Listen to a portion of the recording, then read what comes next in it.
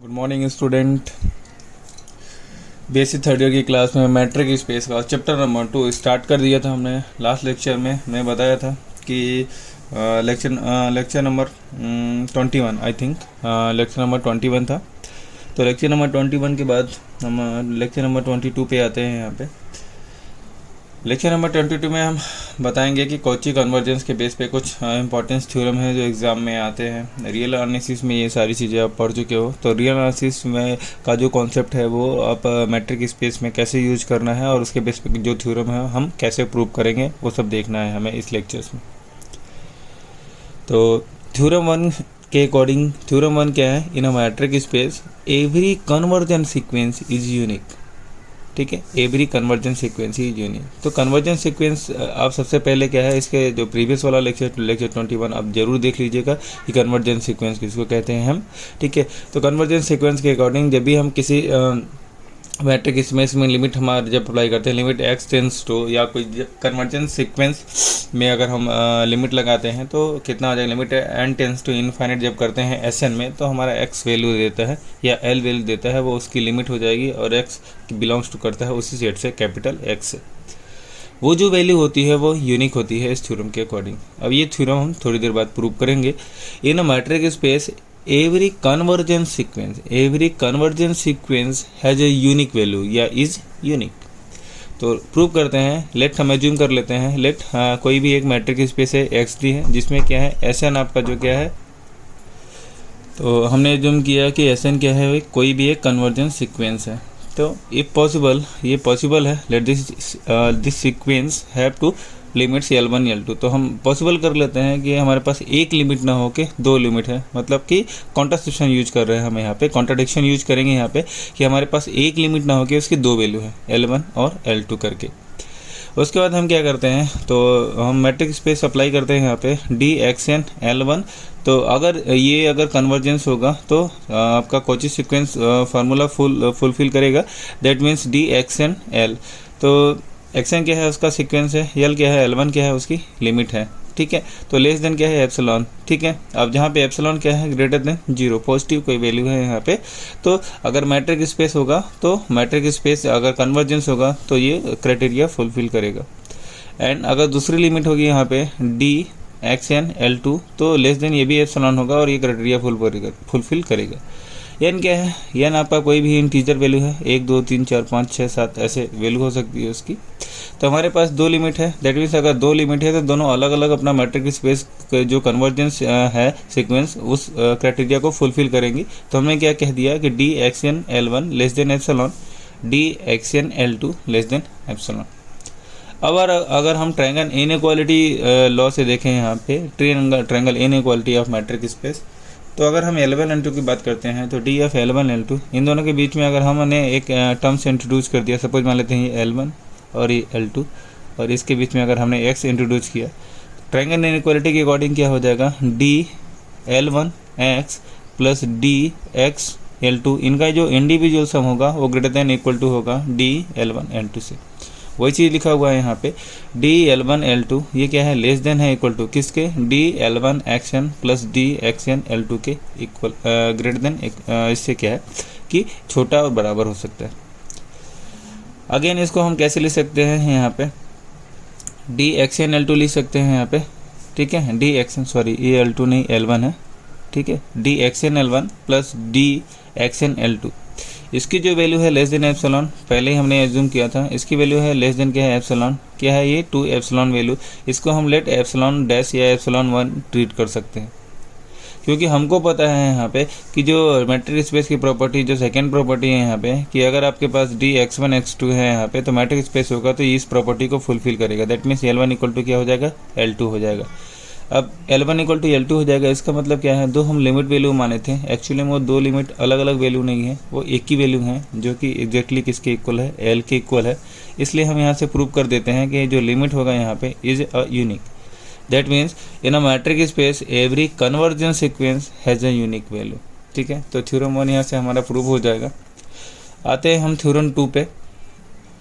Theorem 2 के according कोई भी आपके पास अगर मैट्रिक स्पेस है तो जो भी आपके पास कन्वर्जेंस सीक्वेंस है वो कन्फर्म कॉची सीक्वेंस होगा। लेकिन इसकी गारंटी नहीं है कि जो कॉची सीक्वेंस होगा वो आपका कन्वर्जेंस सीक्वेंस होगा, मतलब इसका वाइस वर्सा ट्रू नहीं होगा, मतलब या इसका जो इनवर्स ऑर्डर है वो ट्रू नहीं होगा, या कन्वर्स जो है वो ट्रू नहीं होगा। तो देखते हैं, in a metric space every convergence sequence is Cauchy sequence but the converse is not true. ये हमारा थ्योरम है और इसको हमें प्रूव करना है। ठीक, अब प्रूव करने के लिए सबसे पहले क्या है, इसमें जो थ्योरम दिया है उसमें क्या कौन कौन से टर्म्स यूज किए हैं, सबसे पहले हम उसको डिफाइन कर लेते हैं। क्या दिया हुआ है, मैट्रिक स्पेस, कन्वर्जेंस सीक्वेंस, ठीक है, कॉची सीक्वेंस, और उसके बाद क्या दिया हुआ है, इसका जो कन्वर्स है वो ट्रू नहीं है, जस्ट उल्टा, that means Cauchy sequence convergence sequence नहीं होगा। आते हैं हम यहाँ पे सबसे पहले, let in a metric space x d the sequence be a convergence sequence. तो हमने क्या कर दिया, एक्स एन को क्या मान लिया हमने, कन्वर्जेंस सीक्वेंस मान लिया, और एक्स डी को क्या मान लिया, एक metric space whose limit is say x. That means क्या है, जब भी हम लिमिट लगाएंगे, limit of x n tends to infinite x n, उसकी वैल्यू कितनी हो जाएगी, एक्स हो जाएगी, और उसी को हम क्या बोलते हैं, लिमिट। उसकी लिमिट क्या है, यहाँ पे मान लेते हैं एक्स, ठीक है। हेंस अगर उसकी लिमिट एक्स है और यहाँ पे, तो यहाँ पे कन्वर्जेंस क्राइटेरिया फुलफिल करेगा यहाँ पे। दैट मीन्स क्या है, यहाँ पे d x m x less than epsilon by 2 अगर हम एज्यूम करें तो, and d x n x less than epsilon by 2, ठीक है। तो यहाँ पे एक्स एम लिया और यहाँ पे एक्स एन लिया, हमारे पास दो सीक्वेंस है यहाँ पे, एक एक्स एम का सीक्वेंस था, एक एक्स एन का था। तो हमने क्या किया कि कोई भी एक कन्वर्जेंस सीक्वेंस ले लिया, एनी कन्वर्जेंस मैट्रिक स्पेस कोई भी है वहाँ पे, every convergence sequence. That means हमारे पास क्या था, दो कन्वर्जेंस सीक्वेंस लिया, एक एक्सएम को लिया हमने और एक एक्सएन को लिया, ठीक। अगर यहाँ से हम देखें ट्रायंगल इनइक्वालिटी, तो यहाँ से triangle in equality, triangle inequality of matric space XM और एक्सएन, इन दोनों के बीच में हमने एक्सएम और एक्सएन, इन दोनों के बीच में हमने एक्स एज्यूम किया, तो ट्रायंगल इनइक्वालिटी से क्या हो जाएगा, एक्सएम एक्स और एक्स एक्सएन, ठीक है। तो देखते हैं हम यहाँ पे ग्रेटर देन इक्वल टू कितना हो जाएगा, डी एक्सएम एक्सएन के ग्रेटर देन इक्वल टू क्या हो जाएगा यहाँ पे, D XM x plus D XM x हो गया यहाँ पे। अब ये हमारे पास क्या था, पहले से पता था, क्योंकि ये मैट्रिक स्पेस की प्रॉपर्टी को फुलफिल करता है और ये कन्वर्जेंस है, दैट मीन्स क्या है, एप्सिलॉन बाई 2 को फुलफिल करेगा। डी एक्स एम एक्स ये भी एप्सिलॉन बाई 2 के इक्वल हो जाएगा यहाँ पे। एप्सिलॉन बाई 2 दोनों को हमने ऐड किया तो कितना हो जाएगा यहाँ पे, एप्सिलॉन बाई 2 इंटू 2, ठीक है। दैट मीन्स कितना हो जाएगा यहाँ पे, ओनली एप्सिलॉन। तो हमारे पास एक चीज़ आ जाएगा, डी एक्स एम एक्शन, दो अलग अलग हमारे पास सिक्वेंस थे, ठीक है, दोनों मैट्रिक स्पेस थे। तो ये जो कन्वर्जेंस सीक्वेंस है यहाँ पे वो क्या है, less than epsilon. That means क्या है, कॉची प्रिंसिपल को फुलफिल कर रहा है अगर हम दोनों को एक साथ लेते हैं तो। दैट मीन्स क्या है, आपका जो एक्सएन है वो क्या है, एक कॉची सीक्वेंस है, ठीक है। तो यहाँ से हमारा प्रूव हो जाता है। यहाँ पे एम और एन क्या है आपका, ये बिलोंग कर रहा है इंटीजर से, positive integers. That means number है यहाँ पे, एम एन क्या है, नंबर्स है, 1 2 3 4 5 ऐसे आपके नंबर्स हैं। The convergence is not true, ये आपको जो सेकंड पोर्शन है ये आपको प्रूव करना है कि इसका जो कन्वर्ज होगा वो सही नहीं है या ट्रू नहीं है। तो कैसे करेंगे हम, सबसे पहले कोई भी एक एग्जांपल ले लेते हैं, ठीक है। तो सबसे पहले हम एक एग्जांपल ले लेते हैं, एक एग्जांपल से उसके बाद हम इसका थ्योरम से ले लेंगे, या कोई भी एक्सएम फंक्शन के लिए हम देख लेंगे कि यहाँ पे उसका कन्वर्स ट्रू है कि नहीं है।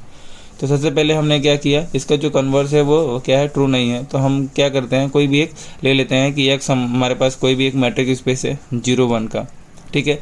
तो 0 1 के उसमें एलिमेंट्स हैं यहाँ पे 0 से 1 के बीच में यहाँ पे, ठीक है।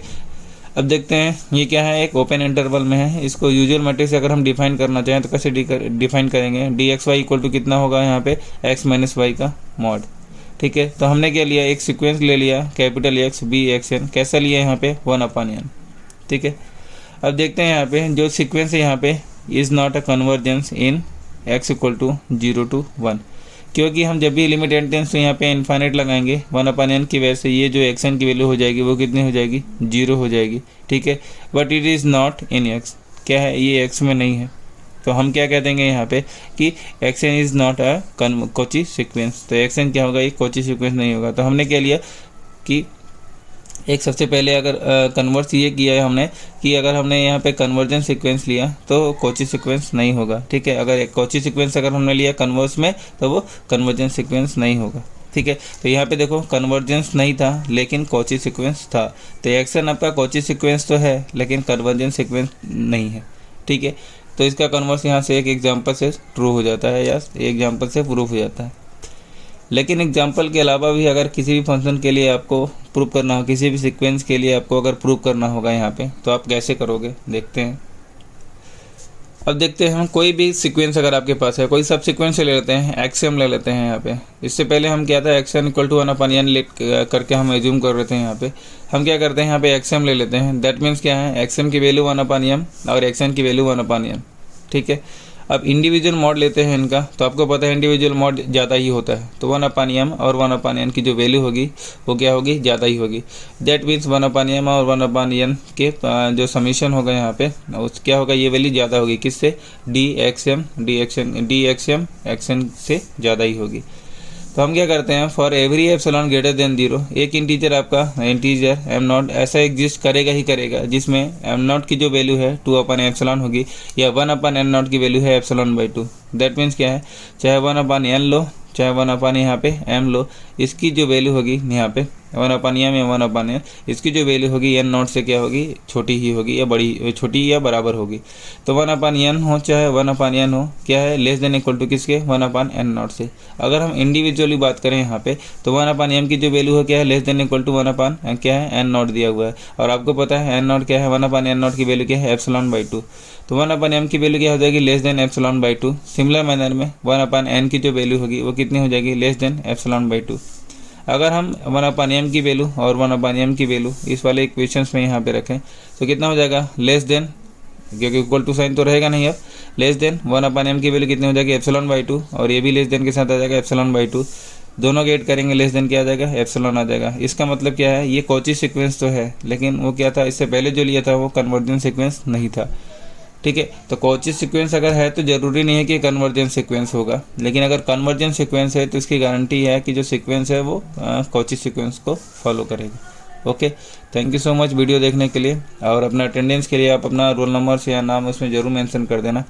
वीडियो को लाइक और शेयर ज़रूर कर देना, और किसी अदर कॉलेज के अगर स्टूडेंट होंगे तो आप उनको ज़रूर शेयर कर सकते हैं ये वीडियोज़, ठीक है। Okay, thank you so much.